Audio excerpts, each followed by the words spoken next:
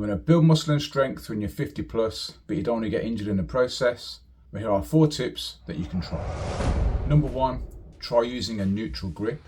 So this is when your hands are in this position rather than like that, which is supinated, or like that, which is pronated. Using a neutral grip will help protect your shoulders and your elbows. Now, I only use a neutral grip when I'm doing pull-ups or an incline row or lat pull downs for the most part. It really does limit the pain in my elbows. And I only use this grip as well for dumbbell shoulder press. You can get a full range of motion doing this, just like with an Arnold press, for example, but no twisting necessary. So if you do have pain in your shoulders when you're trying to do a shoulder press, try doing it this way instead. It's putting your shoulders and your forearms in their strongest position. And this is going to reduce some wear and tear on those joints and keep you going for longer. If you do have some shoulder issues, by the way, make sure you're doing some rotator cuff exercises. It doesn't cure everything, but try and do some internal rotations and external rotations. Okay, number 2, using iso holds and reducing your range of motion. As you get older, you start losing the elasticity in your tendons, so you become less flexible, okay, and this is going to increase an injury risk. Yes, you can stretch and it will help, but what you really need to do is be a little bit more strategic in your approach. So by reducing your range of motion or using isometric holds, which is just where you hold a weight in place or your body weight in place, you're no longer putting a huge strain on your tendons, particularly when they're in the stretch position. So use nice, slow controlled reps, okay, especially on the eccentric. And the eccentric phase is considered the most important phase. That's where the most muscle damage occurs. So taking your time, lowering the weight is going to be really beneficial. These techniques will drastically reduce your wear and tear on your tendons, which is exactly what we're after here. And like I said, with the isometric holds, you're holding yourself in place. Try and hold the weight sort of part way through the rep. And again, if that hurts, just find another position and hold it there. Okay, number 3, using resistance machines or Smith machines. Okay, this is definitely going to reduce some injuries whilst building the maximum amount of muscle. By taking your stabilizer muscles out of the equation for the most part, you can focus entirely on the target muscle group. You don't have to waste energy trying to stabilize yourself. It's a nice fixed path compared to using a barbell or dumbbells.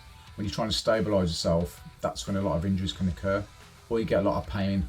Also, holding onto something whilst you're doing things like lunges, Bulgarian split squats, single leg Romanian deadlifts as well. This will give you a similar effect where you're taking out, again, a lot of the stabilizer muscles. Not as much, but enough for you to be able to do the exercise safely. So rather than you trying to keep yourself balanced by not holding on something. So if you've got dodgy knees, this can help. If you've got dodgy hips, this can help. If you've got a dodgy back, this can help. So when you're trying to do an exercise and you've got dodgy areas, other areas will try and take over. Okay, again, this is where you get a lot of injuries. Okay, so doing this will help you keep your hips, your knees and your ankles aligned. Okay, so this is important because your joints are at their strongest when they're aligned. Okay, number 4, using a support when you're doing rows. Now, pulling exercises for your upper back are important. We all need a strong back, but the muscle fibers in your back are in different directions. And since you want to work the muscle in the direction of the muscle fiber, we need to do some horizontal pulling or horizontal extensions to work those muscle fibers. And doing this will give you a bit more depth to your back compared to, say, a lat pull down, which will give you a bit more width. The problem with doing a horizontal row without a support is that it puts a lot of stress on your lower back, like bent over rows, for example.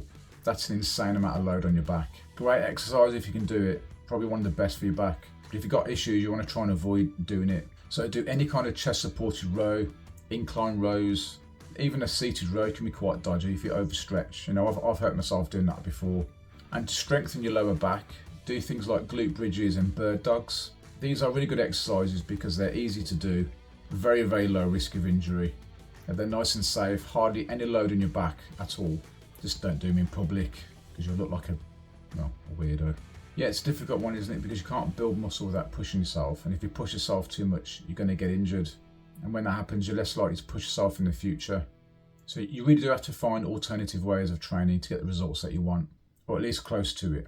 Maintaining your strength and muscle mass and bone density as you get older is key to helping you feel younger, keep your vitality up. Now, I don't care if you're 50, 60, 70, 80, 90, 100, or maybe not 100. If you can lift weights, then do it. Just do it safely. I hope I'm still lifting something when I'm a fossil. As always, make sure you warm up before you exercise. Let me know in the comments if there's a topic you want me to cover in a future video. Now go and make those gains. Thanks for watching. See you in the next video. Bye-bye.